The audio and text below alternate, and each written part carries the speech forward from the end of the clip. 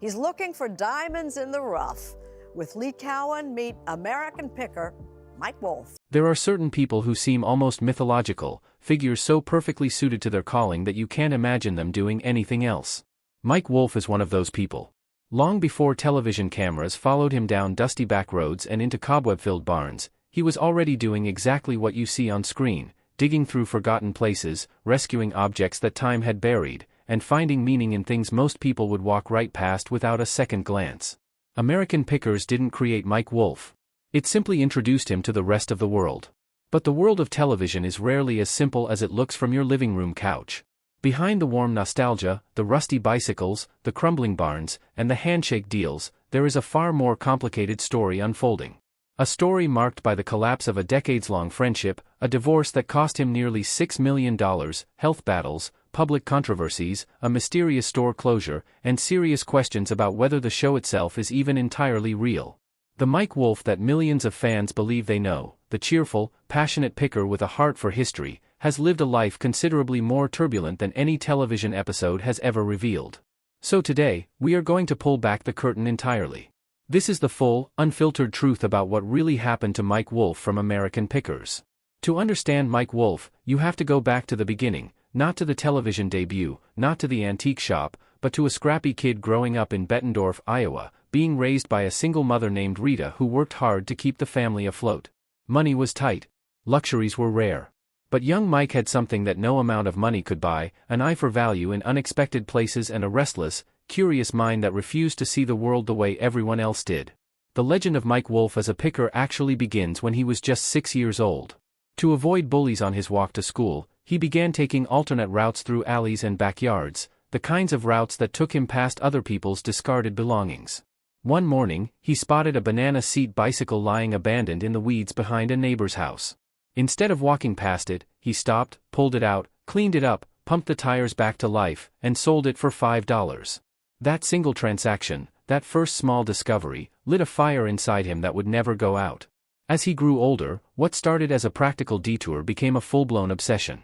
While other boys in his neighborhood were playing sports or watching television, Mike was hauling rusted bikes and broken furniture back to the family garage, using it as a makeshift workshop to restore whatever he could find. His mother Rita, rather than discouraging what might have looked to others like glorified junk collecting, recognized her son's passion for what it truly was, a gift. She let him use the garage and watched him transform worthless scraps into sellable goods over and over again. That early experience shaped everything. The garage in Iowa was, in a very real sense, the first version of antique archaeology. The 6-year-old selling a bicycle for $5 was the first version of the man who would one day negotiate multi-thousand-dollar deals on national television.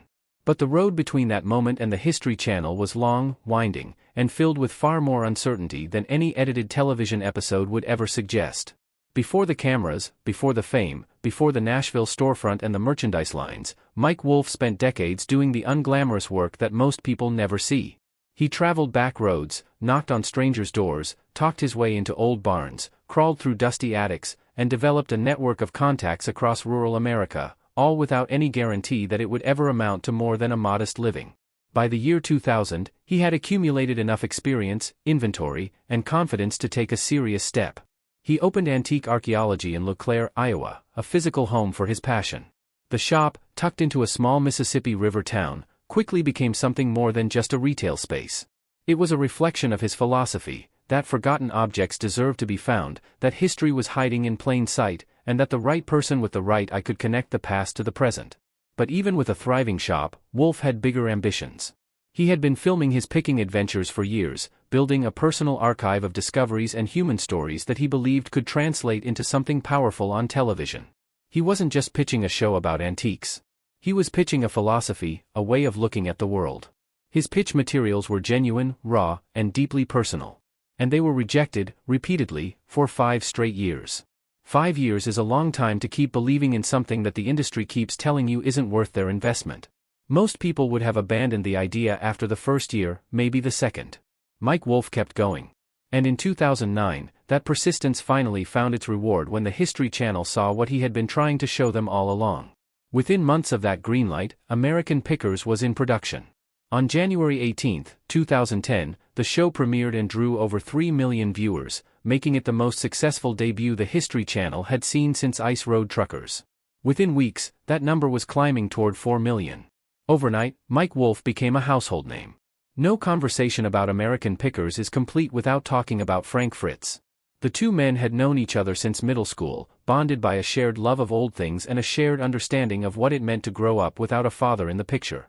When Wolfe put together the concept for the show, Frank was the only person he considered for the role of co-host. The chemistry between them felt effortless on camera, two old friends doing what they had always loved, discovering treasures and sharing laughs along the way.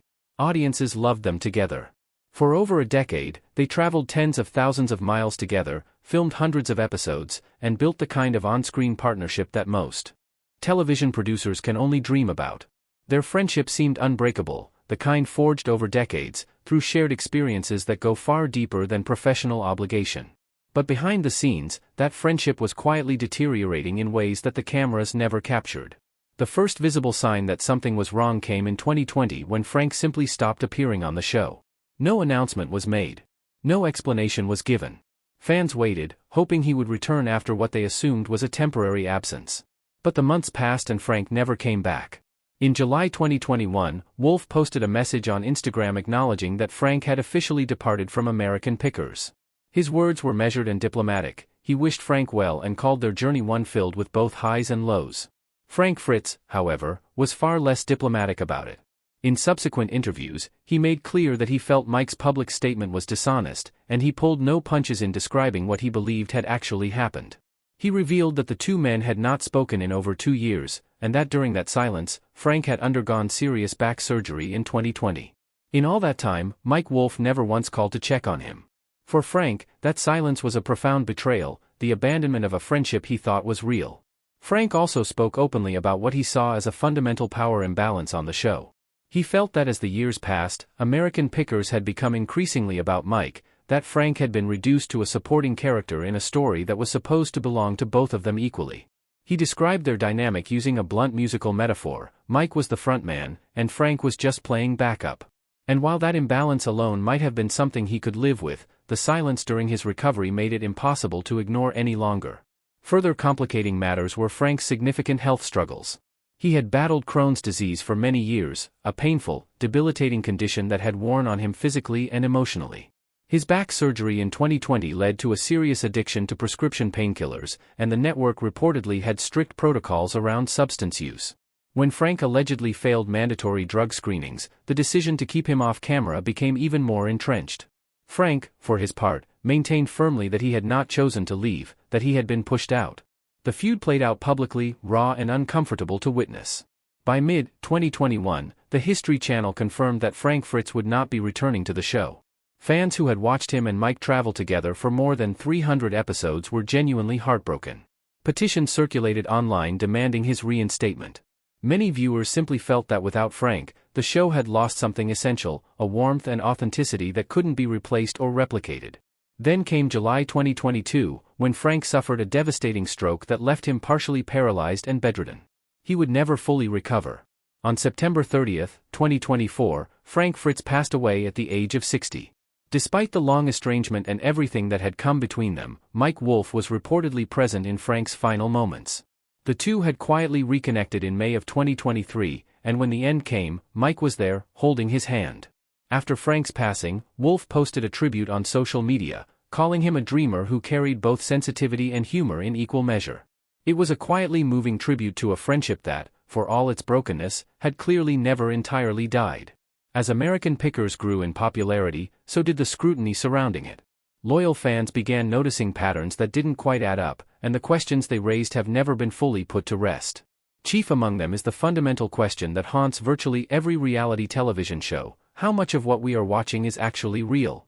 The controversy came into sharpest focus around a 2016 episode known as Shelby in the Barn. In that episode, Wolfe and his colleague John Schiff were searching for a Chevy neon sign in Alabama when they allegedly stumbled, seemingly by pure chance, upon a 1967 Shelby Mustang GT500 that had reportedly been sitting untouched for over 4 decades. The discovery was extraordinary, the kind of find that legitimate pickers might spend entire careers hoping for without ever experiencing. And that, for many viewers, was precisely the problem. The reaction online was immediate and skeptical. Fans on forums and social media platforms raised pointed questions about how such a rare, historically significant, highly valuable automobile could appear so conveniently in front of a television crew at exactly the right moment.